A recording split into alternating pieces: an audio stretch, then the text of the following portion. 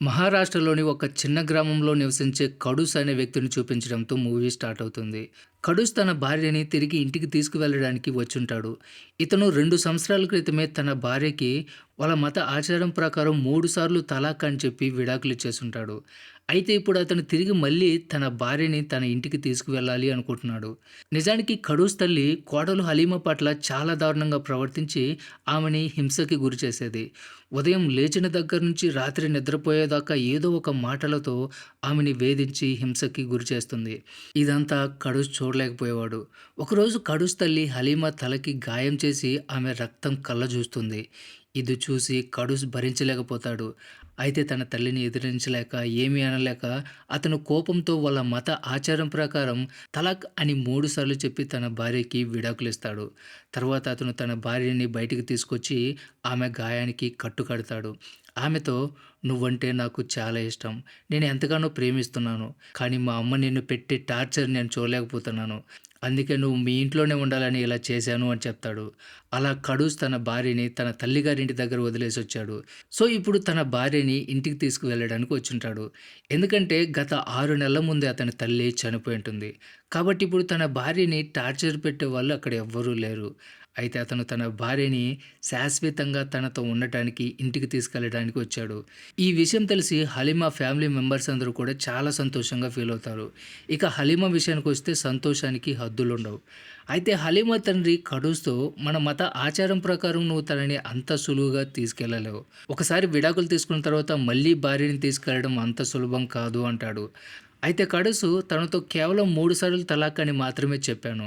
అంతేకాని తనకి భరణం కానీ ఏది ఇవ్వలేదు. అలాంటప్పుడు ఇది విడాకుల కిందకి ఎలా వస్తుంది అంటాడు. అప్పుడు హలీమా తండ్రి సరే, మన మతాచారం ప్రకారం ఏ విధంగా అయితే ఉందో మనం అదే విధంగా చేద్దామని చెప్తాడు. కడుస్ కూడా తన మామ మాటలకు అంగీకరించి సరే, ఏం చేయాలో మీరు కనుక్కోండి, అదే విధంగా చేద్దాము అని చెప్తాడు. తర్వాత హలీమా తండ్రి గ్రామంలో ఒక పెద్దని కలుస్తాడు. అతను హలీమా తండ్రిని మౌలానా అనే వ్యక్తి దగ్గరికి తీసుకుని వెళ్తాడు. జరిగింది విన్న తర్వాత మౌలానా ఇంతకుముందు కూడా మన ఆచారంలో ఇలాంటిది ఎప్పుడూ జరగలేదు. అయితే విడాకులు ఇవ్వాలంటే నెలకోసారి చొప్పున 3 నెలల పాటు తలాక్ అని 3 సార్లు చెప్పి ఆ తర్వాత వాళ్ళకి ఇవ్వాల్సినటువంటి భరణం ఇచ్చినప్పుడు అది విడాకులుగా చెల్లుబాటు అవుతుంది. అయితే ఇప్పుడు కడుస్ అంత సులభంగా తన భార్యని తీసుకువెళ్ళలేడు. ముందుగా ఆమెకి ఇంకో వ్యక్తితో పెళ్లి చేయాలి. తర్వాత ఆ వ్యక్తి 3 నెలలకి ఆమెకి విడాకులివ్వాలి. అప్పుడు హలీమాని కడుస్ పెళ్లి చేసుకోవచ్చు. ఇది ఒక ఆచారం. దీన్ని హలాల్ అంటారు అని చెప్తాడు. ఒకవేళ ఆ 3 నెలల సమయంలో ఆమె గర్భవతి అయితే ఆ బిడ్డకు జన్మనిచ్చిన తర్వాతే అతను ఆమెకి విడాకులివ్వచ్చు. ఆ తర్వాత ఆమె మళ్ళీ కడుస్‌ని పెళ్లి చేసుకోవచ్చు అని చెప్తాడు. నిజానికి ఈ ఆచారం పెట్టింది ఎలాంటి వాళ్ళ కోసమంటే, ఎవరైతే తన భార్యని బానిసగా భావించి తనకిష్టమొచ్చినప్పుడు విడాకులు కావాలన్నప్పుడు ఆమెని తీసుకెళ్లాలని కోరుకుంటారో అలాంటి వ్యక్తుల కోసమే ఈ కఠినమైన ఆచారాన్ని పెట్టారు అని చెప్తాడు. దీన్ని బట్టి హలీమా భర్తతో వెళ్ళాలంటే ముందుగా ఆమెకి ఇంకో వ్యక్తిని పెళ్లి చేసుకోవాల్సి ఉంటుంది. సో, ఈ విషయం గురించి ఊరంతా చర్చ జరుగుతూ ఉంటుంది. అసలు ఏం జరగబోతుందో అని అందరూ ఆసక్తిగా ఎదురు చూస్తూ ఉంటారు. తర్వాత రోజు ఊరి పెద్దలందరూ చేరి ఖడూస్‌ని పిలిచి ఈ ఆచారం గురించి అతనికి వివరంగా చెప్తారు. ఆ విషయాన్ని విన్న వెంటనే అతను షాక్‌కి గురవుతాడు. అసలు తన భార్యకి మరో వ్యక్తితో పెళ్లి ఎలా చేస్తారనే అయోమయంలో ఉండిపోతాడు. అయితే ఊరి పెద్దలు అతనికి సర్ది చెప్తారు. ఎందుకంటే నువ్వు నీ భార్యకి డివోర్స్ ఇచ్చావు. కాబట్టి ఇప్పుడు తను నీ భార్య కాదు అని చెప్తారు. సో, కడుస్ తన భార్యతో ఉండాలి అనుకుంటే అతను ఇదంతా భరించాల్సి ఉంటుంది. ఎందుకంటే అతను చేసిన తప్పుకి శిక్ష. అయితే హలీమా తండ్రి నేను నా కూతురికి పెళ్లి చేయలేను. ఎందుకంటే నాకు పెళ్లి కావాల్సిన ఇంకో 2 కూతుర్లున్నారు అని చెప్తాడు. అందువల్ల అతనికి సహాయం చేయడానికి ఊరి పెద్దలందరూ ముందుకొస్తారు. అయితే ఇప్పుడు 3 నెలలు ఒక మహిళను పెళ్లి చేసుకోవడానికి ఎవరు ముందుకొస్తారు అనేది సమస్య. ఇదిలా ఉంటే కడుస్ తన భార్య అభిప్రాయం కూడా అడిగి తెలుసుకుంటాడు. ఆమె "నాకు ఈ ఆచారం గురించి ఏమీ తెలియదు. కానీ నాకు మిగతా జీవితం మీతో కలిసి జీవించాలని ఉంది" అని చెప్తుంది. అప్పుడు కడుస్ కూడా ఆ ఆచారం పాటించడానికి అంగీకరిస్తాడు. తన మామగారితో హలీమా కోసం అబ్బాయిని చూడమని చెప్తాడు. తర్వాత రోజు ఆ గ్రామ సర్పంచ్, ఊర్లో పెద్దలందరూ కలిసి హలీమా తండ్రి దగ్గరికి వెళ్తారు. అయితే అతను ఇంకా హలీమా కోసం ఆ అబ్బాయి దొరకలేదని చెప్తాడు. అప్పుడు వాళ్ళు మన గ్రామంలో ఉండే మౌలానాకిచ్చి పెళ్లి చేయమని సలహా ఇస్తారు. ఎందుకంటే అతను చాలా మంచి వ్యక్తి. అంతకు మించిన మంచి వ్యక్తి గ్రామంలో మనకి ఇంకెవరు దొరకరు. కాబట్టి అతనికిచ్చి పెళ్లి చేయడం మంచిది అని భావిస్తారు. తర్వాత అందరూ కలిసి మౌలానా దగ్గరికి వెళ్ళి విషయం చెప్పి అతన్ని ఒప్పిస్తారు. వాళ్ళందరూ చెప్పడం వల్ల అతను కూడా వాళ్ళ మాట తీసేయకుండా చెప్పిన దానికి సరే అని అంగీకారం తెలుపుతాడు. తర్వాత హడావిడిగా పెళ్లి ఏర్పాట్లు మొదలవుతాయి. ఇంకోవైపు హలీమా తన భర్తతో నేను ఇంకో వ్యక్తితో ఎలా కాపురం చేయాలి అంటుంది. అప్పుడు కడుసు మనిద్దరం కలిసి జీవించాలి అంటే ఇలా చేయక తప్పదు అంటాడు. ఆ తర్వాత హలీమా పెళ్లి మౌలానాతో జరిగిపోతుంది. హలీమా మౌలానా ఇంటికి వచ్చిన తర్వాత మొదటి రోజు రాత్రి మౌలానా ఆమెతో మనం ఈ పెళ్లిని సంపూర్ణం చేయాలంటే ఒక్కరోజైనా కలిసి కాపురం చేయాలి అని చెప్తాడు. ఆ తర్వాతే విడాకులు ఇవ్వడం సాధ్యమవుతుంది అంటాడు. అందువల్ల హలీమా కూడా బాగా ఆలోచించి అతను చెప్పిన మాటలు అర్థం చేసుకుంటుంది. ఇంకోవైపు ఇదంతా ఆలోచించి కడూస్‌కి నిద్ర పట్టదు. అతను ఎప్పుడు 3 నెలలు గడిచిపోతాయా అని ఎదురు చూస్తూ ఉంటాడు. అలా కొన్ని రోజులు గడిచిపోయిన తర్వాత మౌలానా ఇంట్లో పనిచేసే మహిళ హలీమాతో మౌలానా చాలా మంచి వ్యక్తి. అతను నీకు ఎటువంటి ప్రమాదం తలపెట్టడు. అలాంటి వాడిని భర్తగా పొందడం నీ అదృష్టం అని చెప్తుంది. అలా ఒక నెల గడిచిపోయిన తర్వాత ఒక మహిళ వచ్చి హలీమా గర్భవతి అయిందా లేదా అన్న విషయం చెక్ చేస్తుంది. తర్వాత మౌలానా అందరి ముందు హలీమాకి ఒకసారి తలాక్ అని చెప్తాడు. ఆ మాట వినగానే హలీమా కడూస్ మొహంలో సంతోషం కనిపిస్తుంది. ఎందుకంటే ఇంకో 2 నెలలు గడిస్తే వాళ్ళిద్దరూ మళ్ళీ కలిసి జీవించొచ్చు అని. అలా రోజులు గడిచిపోతూ ఉంటాయి. మౌలానా హలీంని చాలా జాగ్రత్తగా, ప్రేమగా చూసుకుంటూ ఉంటాడు.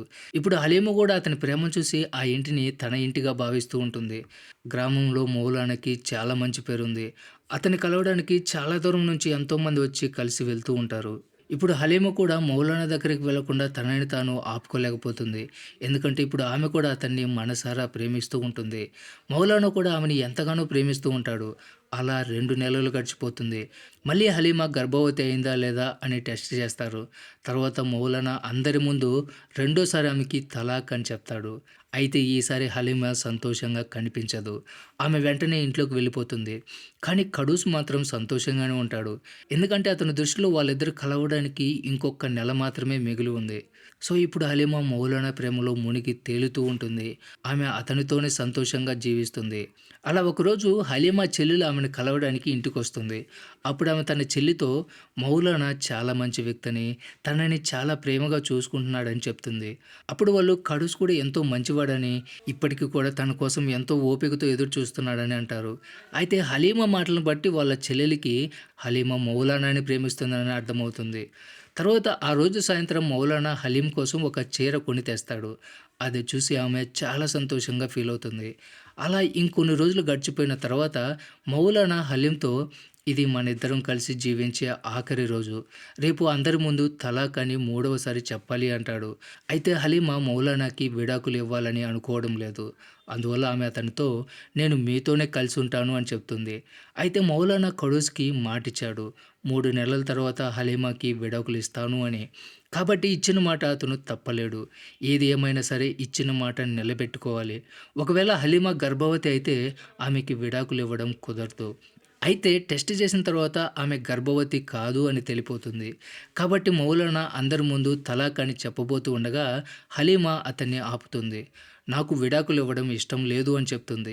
ఒకసారి కడూస్ ఇలాగే నాకు ఇష్టం లేకుండానే విడాకులు ఇచ్చేశాడు. ఇప్పుడు మళ్ళీ ఇంకోసారి నాకు ఇష్టం లేకుండా విడాకులు ఇస్తున్నారు. మొదటిసారి పెళ్లి చేసుకున్నప్పుడు కూడా నీకు ఇష్టమా అని ఎవరూ నన్ను అడగలేదు. రెండోసారి పెళ్లి చేసుకున్నప్పుడు కూడా నీకు ఇష్టమా అని నన్ను ఎవరు అడగట్లేదు. ఇప్పటి వరకు ఏది కూడా నా ఇష్ట ప్రకారం జరగలేదు. కానీ ఇప్పుడు నేను మౌలానాని ఇష్టపడుతున్నాను. నేను అతనితోనే జీవించాలి అనుకుంటున్నాను. కాబట్టి నేను విడాకులు ఇవ్వను అని తెగేసి చెప్తుంది. సో అక్కడ అంతమంది పెద్దలు ఉన్న ఎవరికీ కూడా హలీమా విషయంలో తప్పు జరుగుతుందని అనిపించదు. అయితే కడూస్ ఆమెని తీసుకువెళ్ళడానికి వచ్చినప్పుడు నేరుగా ఆమెను తీసుకెళ్ళుంటే ఇదంతా ఉండేది కాదు. కానీ ఆమెకి మరో వ్యక్తితో పెళ్లి జరిపించి 3 నెలలు కాపురం చేసిన తర్వాత మళ్ళీ ఆ వ్యక్తి నుంచి విడిపోయి కడూస్‌తో జీవించడం అంత సులభం కాదు. ఒకవేళ కడూస్ తప్పు చేసినట్లయితే శిక్ష అతనికి విధించాలి కానీ హలీమాకి కాదు. అప్పుడు సర్పంచు ఇది మన ఆచారం. ఈ విషయంలో మేము ఎవ్వరం కూడా ఏమీ చేయలేము అంటాడు. తర్వాత మౌలానా కడూస్‌కి విడాకులు ఇస్తానని మాట ఇచ్చాడు కాబట్టి తప్పనిసరిగా అతను విడాకులు ఇవ్వాల్సిందే. కాబట్టి మౌలానా తలాక్ చెప్పడానికి సిద్ధపడతాడు. అయితే ఈసారి కడూస్ అతన్ని ఆపుతాడు. ఎందుకంటే అతనికి అర్థమైపోయింది.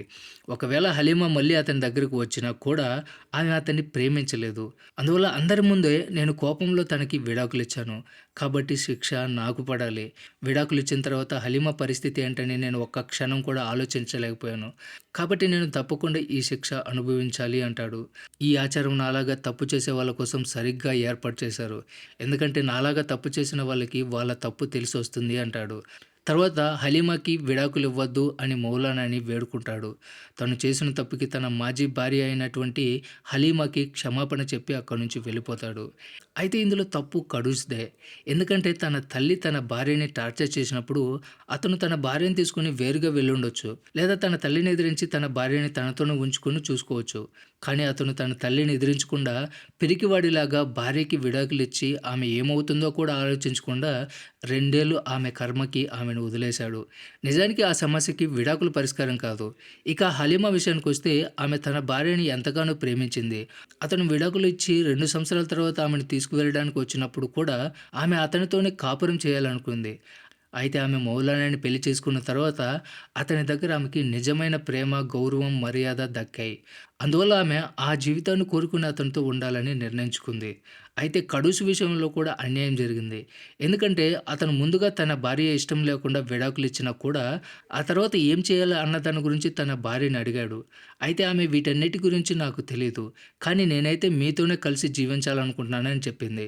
కానీ మౌలానాని పెళ్లి చేసుకున్న తర్వాత ఆమె అతని ప్రేమకు లొంగిపోయి అతనితోనే ఉండాలని నిర్ణయించుకుని కడూస్‌కి అన్యాయం చేసింది. ఇలా ఆ విధంగా కడూస్‌కి కూడా అన్యాయం జరిగింది. ఇలా మూవీ ఎండ్ అవుతుంది. సో ఇది ఫ్రెండ్స్ ఇవాల్టి video. Don't forget subscribe. Thanks for watching.